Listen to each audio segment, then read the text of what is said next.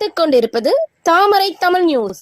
அருள்மிகு ஸ்ரீ முத்துமாரி அம்மன் திருக்கோவிலின் 44ஆம் ஆண்டு ஆடித்திருவிழா சென்னை தணிகாசலம் நகர் பிளப்பகுதியில் அமைந்துள்ள அருள்மிகு ஸ்ரீ முத்துமாரியம்மன் திருக்கோவிலின் 44ஆம் ஆண்டு ஆடி திருவிழா மற்றும் 5வது வார கூழ்வார்த்தல் நிகழ்வு வெகு விமர்சையாக நடைபெற்றது.